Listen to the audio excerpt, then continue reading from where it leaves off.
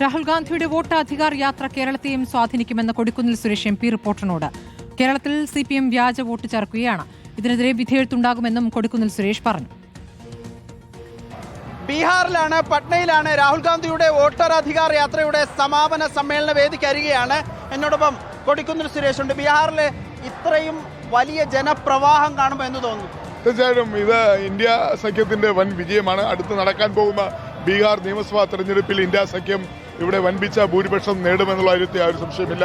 BJPയും അതുപോലെ തന്നെ ജനതാദൾ യുണൈറ്റഡ്, നിതീഷ് കുമാറിന്റെ ജനതാദൾ യുണൈറ്റഡിനുള്ള അവിശുദ്ധ സഖ്യത്തിൽ ഇവിടെ ഒരു ഗവൺമെന്റ് കഴിഞ്ഞ കുറെ കാലമായി മുന്നോട്ട് പോയിക്കൊണ്ടിരിക്കുന്നു.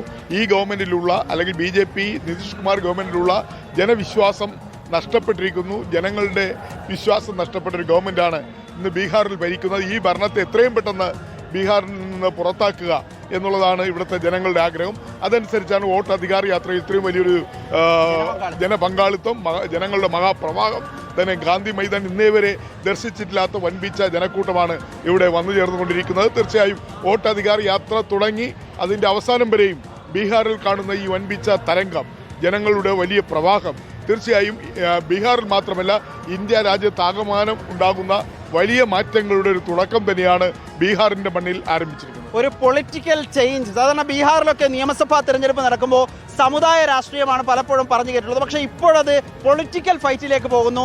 വോട്ടവകാശത്തിന് വേണ്ടിയുള്ള ഒരു പോരാട്ടം എന്ന നിലയിലേക്ക് മാറുന്നില്ല. രാഹുൽ ഗാന്ധിക്ക് അങ്ങനെ ഒരു നരേഷൻ മാറ്റാൻ കഴിഞ്ഞില്ലേ? ബീഹാറിലെ ഏതാണ്ട് 65 ലക്ഷത്തോളം വോട്ടർമാരെയാണ് നീക്കം ചെയ്തിരിക്കുന്നത്. നമുക്ക് എല്ലാവർക്കും അറിയാം, SIR എന്ന് പറയുന്ന സ്പെഷ്യൽ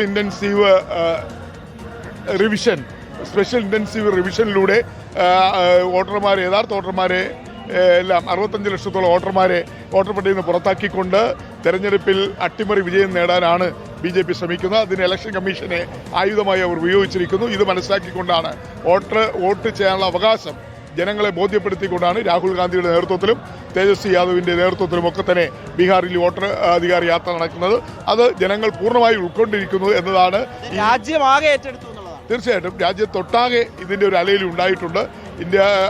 ഇന്ത്യയിലെ മറ്റ് സംസ്ഥാനങ്ങളിലും BJPയിലും ഇലക്ഷൻ കമ്മീഷനിലുള്ള വിശ്വാസം അല്ലെങ്കിൽ നിഷ്പക്ഷവും നീതിപൂർവമായ ഒരു തെരഞ്ഞെടുപ്പായിരിക്കും BJP അധികാരത്തിലിരിക്കുമ്പോൾ നടക്കുക എന്നുള്ളതിൻ്റെ ആ വിശ്വാസം നഷ്ടപ്പെട്ടിരിക്കുന്നു എന്നുള്ളതാണ് യാഥാർത്ഥ്യം. അതുകൊണ്ട് തന്നെ തീർച്ചയായും ഇന്ത്യയിലെ ജനങ്ങളാകമാനം ഈ വോട്ടർ അധികാർ യാത്രയ്ക്ക് പിന്തുണ നൽകുകയാണ്.